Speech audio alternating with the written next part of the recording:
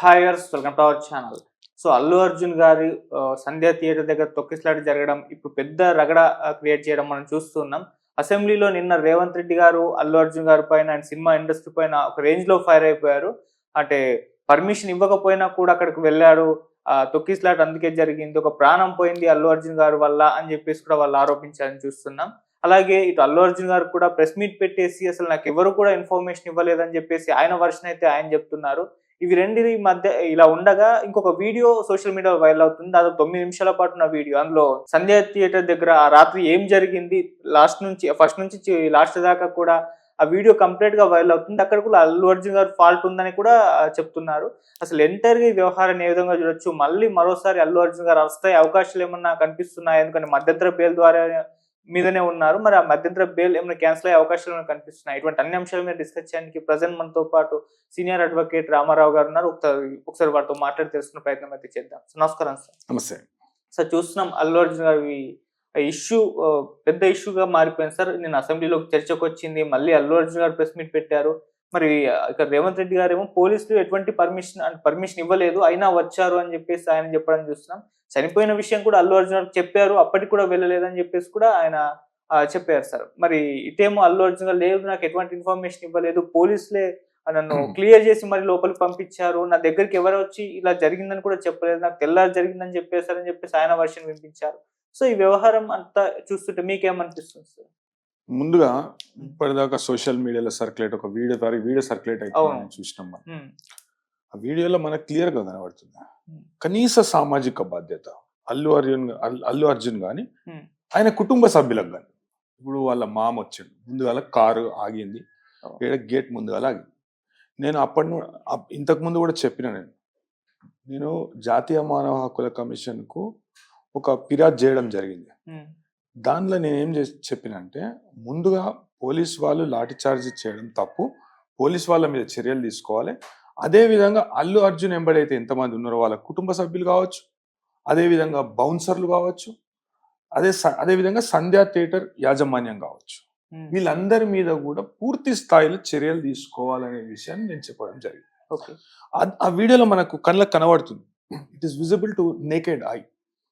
ముందుగా ఒక కార్ వచ్చింది, ఆ కార్లో ఏంది, అల్లు అర్జున్ మామట ఆయన ఉన్నాడు. ఆయన లోపలికి వస్తుంటే ఆ కార్కు దారి ఇడిద్దామనే ఇడిచే ప్రక్రియలో గేట్లు తెరిచారు.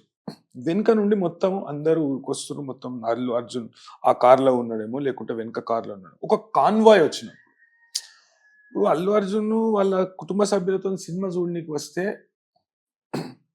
నా సినిమా నేను చూడనీకి వస్తున్నా, కొద్దిగా బందోబస్తు అనేది ఏర్పాటు చేయండి అంటే పోలీసు వాళ్ళు తప్పకుండా ఏర్పాటు చేస్తుండే. అట్లా కాకుండా మొన్నటి దాకా ఒక లెటర్ సర్క్యులేట్ అయ్యి, ఇప్పుడు ప్రభుత్వం తీసుకున్న నిర్ణయాన్ని మేము స్వాగతిస్తున్నాం. అదేవిధంగా ప్రభుత్వం కూడా ఆ కుటుంబానికి ఆర్థిక సాయం అనేది ప్రకటించింది. చాలా మంచి నిర్ణయం.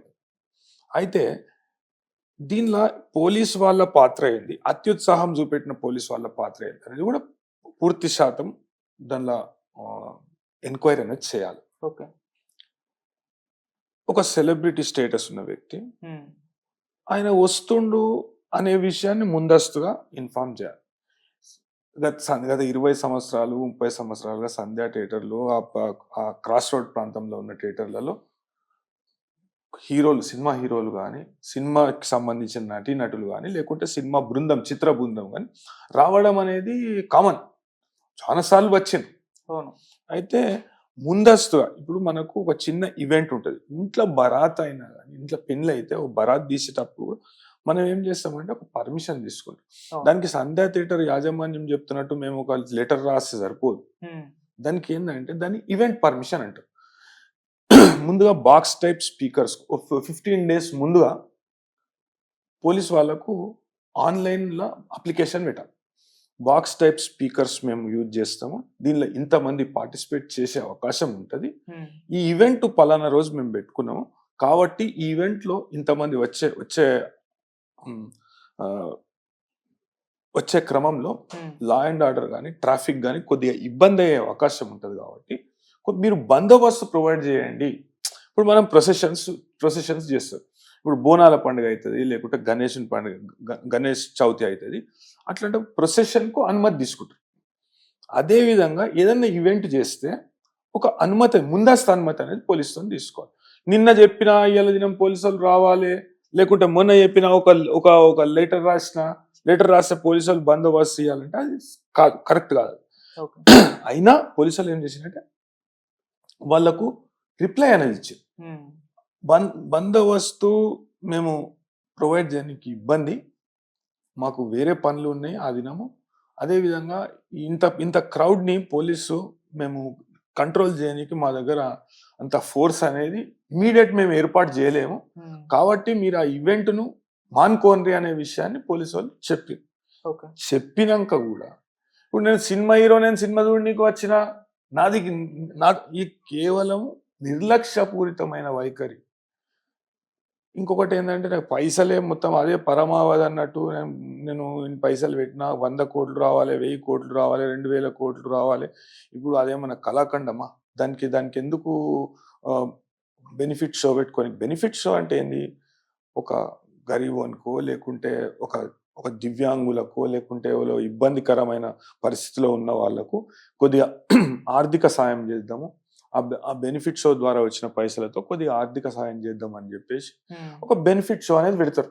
ఏదైనా కళారూపం, లేకుంటే ఒక డాన్స్ ప్రోగ్రామో, కాన్సర్టో ఏదో ఒకటి పెట్టి దాని ద్వారా వచ్చిన పైసలను రెవెన్యూలో కొంత శాతం బెనిఫిట్కు, అంటే నార్మల్ పరిస్థితులలో ఇచ్చే పరిమితి కంటే ఎక్కువసేపు అనుమతి ఇవ్వడం, కొన్ని స్పెషల్ కన్సెషన్స్ అనేటివి ఇవ్వడం బెనిఫిట్ షోకి ఇస్తుంటారు. అయితే దీనికి ఈ బెనిఫిట్ షో అనుమతి ఇవ్వడం ప్రాథమికంగా ఇప్పుడు ఎటువంటి సినిమాలకి ఇవ్వాలి బెనిఫిట్ షో అంటే, దానిలో ఇప్పుడు ఒక డైరెక్షన్లో ఒక మాస్టరీ. ఇప్పుడు స్టీవెన్ స్పీల్బర్గ్ తీసిన సినిమాలు ఉన్నాయి, లేకుంటే మన దగ్గర పెద్ద పెద్ద డైరెక్టర్లు, ఫేమస్ డైరెక్టర్లు తీసిన సినిమా, సమాజానికి ఒక మెసేజ్ ఇచ్చే సినిమాలు ఉంటే అసొంటి అవిటికి అరే ప్రజలందరూ చూస్తారు, అదే విధంగా ఒక సెక్షన్ ఆఫ్ పీపుల్కి బెనిఫిట్ అనేది అవుతుంది. కాబట్టి దానికి మనం నిరవధికంగా కానీ, లేకుంటే ఒక ప్రత్యేక అనుమతి అనేది ఇవ్వడం జరుగుతుంది. దీనిలో ఏంటంటే కేవలం ఆయన పైసలు పెట్టారు అంటే, ఆ చిత్ర బృందము, లేకుంటే నిర్మాత, లేకుంటే దర్శకుడు, వీచకుడు వాళ్ళందరూ ఉంటారు, వాళ్ళు పైసలు పెట్టారు, ఆ పైసలకు 10 ఇంతలు రిటర్న్ వస్తున్నాయి. ఏమున్నదండి దానిలో? సమాజానికి పనికొచ్చే ఒక్క అంశం అని ఉన్నదా? స్మగ్లింగ్ చేయాలి, దొంగతనాలు చేయాలి, సంపాలి, పోలీసు వాళ్ళ మీద గవ్వ చూపెట్టేది అడు పోలీసులతో. అంటే కథానాయకుడు అనేటోడు నిజ జీవితంలో ఒక దారుణమైన క్రిమినల్. ఆ క్రిమినల్ పోలీస్ మీద ఎట్లా పగ తీర్చుకుంటాడు, అంటే పోలీస్ వ్యవస్థ అతనికి ఇనకుంటే పోలీస్ వ్యవస్థలో ఉన్న అధికారులను మారుస్తాడు, అదేవిధంగా సీఎంను కూడా మారుస్తాడు.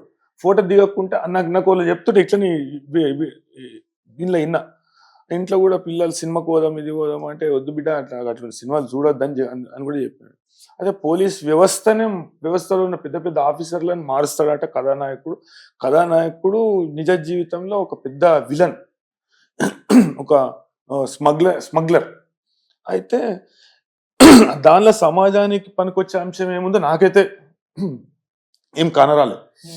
అయితే ఇక సమాజానికి సంబంధించిన విషయం అది పక్కకు పెడితే, ప్రాథమికంగా అల్లు అర్జున్ మీద 2 సెక్షన్లు, పెద్ద సెక్షన్లు అనేది కేసు నమోదైంది. ఒకటి 105, ఒకటి 119. అయితే కోర్టు సాంకేతిక అంశాల మీదనే ఆయన వేసిన పిటిషన్ను పరిగణలోకి తీసుకొని ఈ సెక్షన్స్ అనేటివి పూర్తిగా ఇతనుకు వర్తించవు కాబట్టి ఈయనకు మధ్యంతర బెయిల్ ఇస్తున్నా అనే విషయాన్ని కోర్టు చెప్పింది. మధ్యంతర బెయిల్ ఇచ్చింది 1 నెల. అయితే ఆ బెయిల్ ఇచ్చినంత మాత్రాన ఆ కేసు కొట్టేసినట్టు కాదు, ఆ కేసు ఈయనకు పూర్తిగా వర్తించదు అనేది కాదు. నేరపూరిత ఉద్దేశం లేదు. ఇప్పుడు ఆ మృతి చెందిన వ్యక్తికి, ఈ నేరం మోపబడిన వ్యక్తికి, అదే అల్లు అర్జున్కి ఎటువంటి సంబంధం అనేది లేదు. జీవితంలో ఒక్కసారి కూడా ఇద్దరు వ్యక్తిగతంగా కలుసుకోలేదు. ఆమె మీద ఈయనకు ఎటువంటి పగ ఉండదు, అదే విధంగా ఆమెకు కూడా ఈయన మీద ఎటువంటి పగ ఉండదు. ఆ అంశాలను పరిగణలోకి తీసుకొని, ఇప్పుడు కుట్ర ఏముంటది, కుట్ర కోణం ఏముంటది, ఏముండదు. అదేవిధంగా ఈమెకు హాని తలపెట్టాలనే ఇష్యూ ఆడ రాదు. ఓకే. అల్లు అర్జున్ ఎప్పుడు కూడా అనుకోడు ఈ పలానా వ్యక్తికి అంత 5,000 మందిలో 10,000 మందిలో ఒక వ్యక్తికి నేను హాని తలపెడతాను, లేకుంటే నేను ఆడికి వస్తే ఆమె చనిపోతుందని అల్లు అర్జున్ కి ముందుగానే కలవడలే. అదే విధంగా ఆమె కూడా అనుకోలే ఈ తొక్కిసలాటలో నాకు నా పానం పోతుంది, లేకుంటే నా బిడ్డకు నా కొడుకుకి ఇంత ఇబ్బంది అవుతుంది, లేకుంటే ఆ తొక్కిసలాటలో అందరు తొక్కుతారు నా కొడుకుని, ఆ తొక్కుట్లో గాయపడతాడు, తీవ్రంగా గాయపడతాడు ఆమె కూడా అనుకోలే, వాళ్ళ కుటుంబ సభ్యులు కూడా అనుకోలే. కాకుంటే ఎంత నిర్లక్ష్యం అంటే ముందుగా ఒక కార్, ఆ వీడియోలో మనం చూస్తాం, క్లియర్ గా చూస్తాం. ముందుగా ఒక కార్ వచ్చి వెనుక నుండి మొత్తం పోలీస్ వాళ్ళు ఒక 4-5 కానిస్టేబుల్ ఆడ నిలబడి వాళ్ళ శక్తి మేరకు ప్రయత్నం చేస్తారు క్రౌడ్ ని ఆపుదామని చెప్పేసి. అయితే ఈ విషయాన్ని ముందస్తుగానే గుర్తించిన పోలీస్ డిపార్ట్మెంట్ అల్లు అర్జున్ ని ఆడికి రానియకుంటే ఈ దుర్ఘటన కాకపోతుంది. ఇంటెలిజెన్స్ వ్యవస్థ అనేది ఫెయిల్యూరా అని నేను అడుగుతున్నా. వాళ్ళకు ప్రతిపక్ష నాయకులు వాళ్ళ ఇంట్లల్లా నిరసన తెలిపితే కూడా అరెస్టు చేసేంత సమాచారం వాళ్ళకు ముందస్తుగానే తెలుస్తుంది పోలీస్ వాళ్ళకు. ఎంతో మంది ప్రతిపక్ష నాయకులను అరెస్టు చేసిండ్రు, అదే విధంగా ఎంతో మంది నిరసనకారులను అరెస్టు చేసిండ్రు. మొన్న ఆశా వర్కర్ల విషయంలో చూస్తాం, ఆశా వర్కర్ల విషయంలో కూడా నేను జాతీయ మానవ హక్కుల కమిషన్ ఫిర్యాదు చేయడం జరిగింది. తీవ్ర స్థాయిలో మండిపడ్డది జాతీయ మానవ హక్కుల కమిషన్. అదే విధంగా ఇప్పుడు మనం గురుకుల పాఠశాల విషయంలో చూస్తున్నాము, ఎంతో మంది పిల్లలు చనిపోతున్నారు. ఎంత దారుణం అంటే ఒక పిల్లనైతే 11 సార్లు ఎలుకలు గరిచినాయట, 11 సార్లు ఎలుకలు గరిచినాయట. అయితే అసొంటి విషయాల మీద దృష్టి పెట్టకుండా ఇది అనవసరమైన చర్చ. అల్లు అర్జున్ ఇట్లా చేసిండా, అట్లా చేసిండా, ఇది చేసిండా, అది చేసిండా అని చట్టం ఉన్న ప్రాథమికంగా ఉన్న సెక్షన్లు కానీ ఏవి కానీ ఏం చెప్తున్నాయో చూసి ఎంత తీవ్రమైనదైతే అంత తీవ్రమైన శిక్ష, లేకుంటే ప్రాసిక్యూషన్ కూడా అదే విధంగా ప్రభుత్వం చేయాలని నేను కోరుకుంటున్నాను. ఇది నిర్లక్ష్యపూరితమైన వైఖరి. ముందుగా ఫస్ట్ కార్ వచ్చింది, అలా మామన్ వైవలు దిగిండు, అప్పటికి క్రౌడ్ వస్తుంది, ఇడిచిపెట్టి గేట్లు. నెక్స్ట్ ఇంకా అలా ఫ్యామిలీ మెంబర్స్ వచ్చిన ఒక కార్లో ఏమో అల్లు అర్జున్ కూర్చుండు. లోపలికి వచ్చినాక ఆ క్రౌడ్ ని నియంత్రణ చేయడంలో పోలీస్ డిపార్ట్మెంట్ పూర్తి స్థాయిలో విఫలమైంది.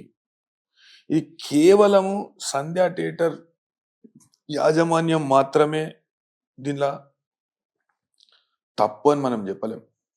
అందరూ బాధ్యత తీసుకోవాలి.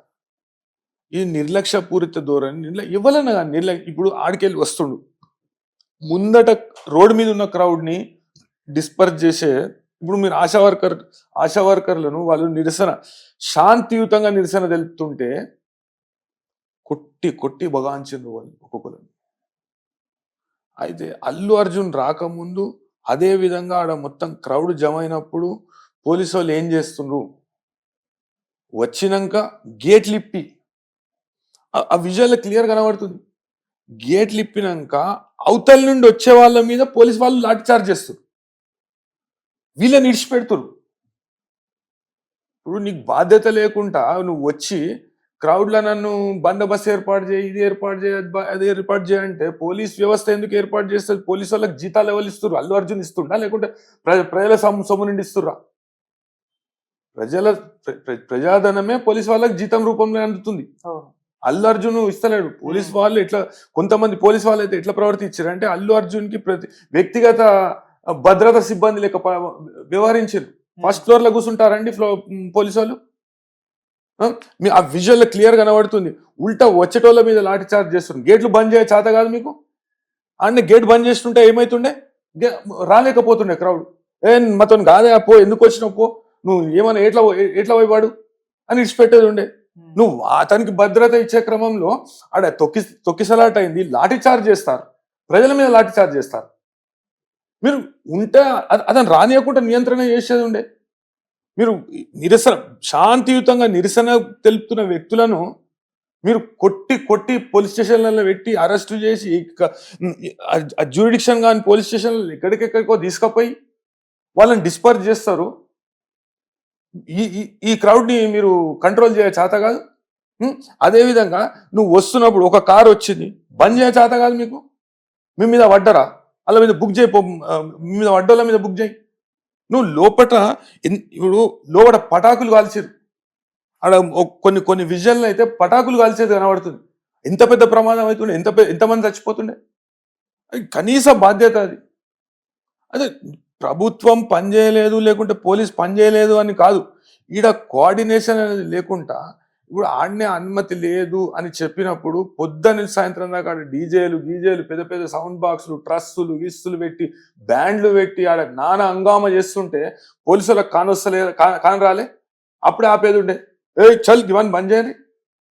అట్లా బంద్ చేయకుండా ఆడ నామమాత్రపు నలుగురు బందోబస్తు పెడితే వాళ్ళు ఎట్లా 4-5 కానిస్టేబుల్ ఎట్లా కంట్రోల్ చేస్తారు? నేను ఒక విజువల్ చూసిన, ఒక ఆయన లావుట్ ఆయన ఒక ఎస్ఐఓ కానిస్టేబుల్ ట్రాఫిక్ డ్రెస్ వేసుకుండు, ఎట్లా పడితే అట్లా విచక్షణ రహితంగా కొడుతుండు. ప్రజలను ఎందుకు కొడతారు?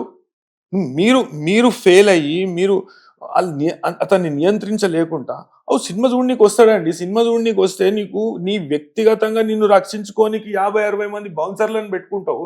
మరి ప్రజలను రక్షించడానికి ప్రజలు తొక్కిసలాటలు చచ్చిపోతే నువ్వు లోపల కూర్చొని సినిమా చూస్తావు. నెగ్లిజెంట్గా సమాధానాలు, దానికి ప్రెస్ మీట్ పెట్టుడు.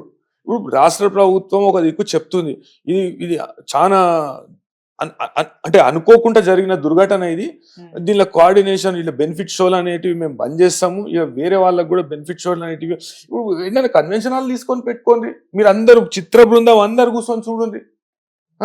1000 రూపాయలు కాకపోతే 2000 పెట్టుకోరి. ఇష్టం ఉన్నోడు పోతాడు, ఇష్టం లేనోడు పోడు.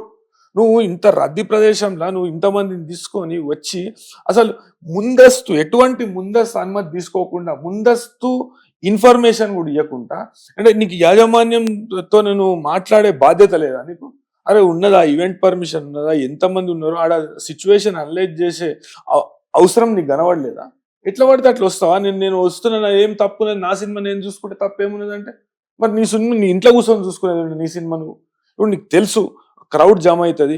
అదేవిధంగా దానిలో వ్యాపార సముదాయాలు ఉన్నాయి, 2 థియేటర్లు ఉన్నాయి ఒకటే కాంప్లెక్స్లో, 1300 కెపాసిటీలా యాజమాన్యం పూర్తి తప్పు.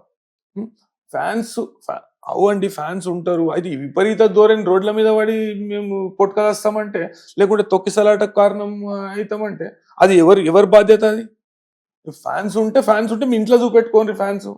ఇప్పుడు ఒక ఆమె మృతి చెందింది, ఒక ఫ్యామిలీకి ఒక రెస్పాన్సిబుల్ లేడు, ఒక మదర్గా కాకుంటే, ఒక భార్యగా కాకుంటే ఆమె చనిపోయింది. పిల్లలు తల్లి లేని పిల్లలు అయినరు, ఓ పిల్లగాడు హాస్పిటల్ ఉన్నాడు. ఎంత దారుణం అది.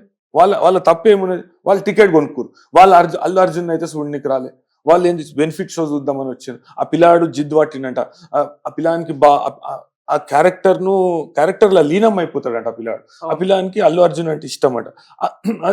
సినిమా గోదాం డాడీ జిద్దు చేస్తే దిల్సుఖ్ నగర్ నుంచి వచ్చినప్పుడు వాళ్ళు సినిమా చూడనికి వచ్చింది, అల్లు అర్జున్ చూడనికి రాలే. ఎటువంటి ముందస్తు సమాచారం ఇవ్వకుండా పోలీసు వాళ్ళు వద్దంటే నువ్వు వెళ్ళిపోయేది ఉండే. ఆ ఈవెంట్ అనేది మీరు రద్దు చేసుకునేది ఉండే. నీకు ఎందుకు అంత జిద్దు? నువ్వు కోర్టులో మాత్రం సాంకేతిక అంశాలు చెప్తావు. నాకు ఇది వర్తించదు, గది వర్తించదు, ఇది వర్తించదు అంటే అవు మరి వర్తించవచ్చు, వర్తించకపోవచ్చు, అది కోర్టు పరిధిలో ఉంది, అది కోర్టు డిసైడ్ చేస్తుంది. అయితే నేను ఒక అడ్వకేట్గా ఏం చెప్తానంటే, ఆ పెట్టిన సెక్షన్లు అతనికి వర్తించవు కాబట్టి కోర్టు సాంకేతిక కారణాల వల్ల ఆయనకు ముందస్తు బెయిల్ అంటే మధ్యంతర బెయిల్ అనేది ఇవ్వడం జరిగింది. అయితే నీకు సామాజిక బాధ్యత అనేది ఉండాలి కదా, నీ ఆత్మసాక్షి ఒప్పుకోవాలి కదా. నువ్వు ప్రతిదీ పైసలేనా? నేను 25 లక్షలు ఇస్తుంటే 25 లక్షలు కానీ పోలీసు వాళ్ళు వద్దన్నారు, నేను పోవద్దన్నారు, ఇది పోవద్దన్నారు, ఎవరు వద్దన్నారు, 2 రోజులు వద్దన్నారా? నువ్వు ఒక ప్రెస్ మీట్ పెట్టేది ఉండే, నువ్వు సక్సెస్ మీట్లో పాల్గొంటావు. మృతి చెందితే నీకు బట్టి లేదు. అదే రోజు పెట్టేది ఉండే, చాలా బాధాకరమైన విషయం. ఈయనకి పొద్దుగాల తెలిసిందట. పొద్దుగాల వరకు ఏం చేస్తుండు? లోపల కూర్చొని సినిమా చూస్తుండా. మరి ఏడికెళ్ళిపోయిండు, బయటికి ఏడికెళ్ళిపోయిండు ఆయన? ఆ విషయాలన్నీ లోతులో పోయి పరిశోధన చేయాలి, నేర పరిశోధన చేయాలి, దర్యాప్తు చేయాలి, దాని మీద ఎంక్వైరీ చేయాలి. అదేవిధంగా దీనిలో దీనికి సంబంధించిన వ్యక్తులు, దీనికి బాధ్యులైన ప్రతి వ్యక్తిని అది పోలీస్ కావచ్చు, లేకుంటే సంధ్య థియేటర్ యాజమాన్యం కావచ్చు, ఫ్యాన్స్ కావచ్చు, బౌన్సర్లు కావచ్చు. బౌన్సర్లు ఏంటంటే బౌన్సర్ ఇప్పుడు వ్యక్తిగత భద్రతను దృష్టిలో పెట్టుకొని ఎవరి మీద పడకుండా ఓ బౌన్సర్ అనేది ఏర్పాటు చేసుకోండి. ఓ 50-60 మందిని పెట్టి అదే సినిమాలో చూపెట్టినట్టు సినిమాలో సినిమాలో చూపెట్టినట్టు ఈడో 50 మంది ఆడో 50 మంది పెట్టుకొని వాళ్ళు నూకుడు మీకు ఆ విజన్ క్లియర్ గా కనబడుతుంది. బౌన్సర్లు కూడా కొడుతున్నారు, నూకేస్తున్నారు. వాళ్ళు ఎటు పోతారు public? First of all crowd అనేది పోలీసు వాళ్ళే డిస్పర్స్ చేసి ఆడండి. మీరు రోడ్ల మీద నిలబడుకురు అనేది నిలబొట్టేసి అయిపోతుండే. రోడ్ మీద అంతమంది జనం ఆడ నిలబడ్డప్పుడు కూడా ఎటువంటి ముందస్తు అనుమతి లేకుండా నిలబడ్డప్పుడు కూడా పోలీస్ శాఖ అప్రమత్తంగా ఉంటే వాళ్ళందరిని వెళ్ళగొట్టినుంటే నువ్వు ఫ్యాన్లు అయితే ఇంటికి పో, లేకుంటే ఒక పెద్ద కన్వెన్షన్ హాల్ తీసుకో, లేక ఫంక్షన్ హాల్ తీసుకో. ఫంక్షన్ హాల్కి వస్తాడో ఈవెంట్ పెట్టుకో, ఆడికి పోయి చూస్తారు ఫ్యాన్లు. రోడ్ మీద ట్రాఫిక్ బ్లాక్ చేసి ఎట్లా పడితే అట్లా ఒకరి మీద ఒకటి పడి తొక్కిసలాట చేసి ఇప్పుడు ఓడి బాధ్యుడు, ఆమె పానానికి ఓడి బాధ్యుడు. ఈ విషయాన్ని గుర్తించిన పోలీస్ డిపార్ట్మెంట్ కూడా ఎటువంటి చలనం లేకుండా ఎటువంటి ముందస్తు జాగ్రత్తలు తీసుకోకుండా వాళ్ళు అట్లనే 4-5 కానిస్టేబుల్ అని పెట్టి ఆ గేట్ కాడ పెట్టి వాళ్ళు వాచ్మెన్ లాంటి కానిస్టేబుల్ అంతగానం క్రౌడ్ ని ఎట్లా వాళ్ళు కంట్రోల్ చేస్తారు? కంట్రోల్ చేయలేరు వాళ్ళు. సో పూర్తి శాతం పోలీస్ వాళ్ళ వైఫల్యం కూడా ఉన్నది. దీనికి బాధ్యత వహించిన అంటే దీనిలో ఇన్వాల్వ్ అయిన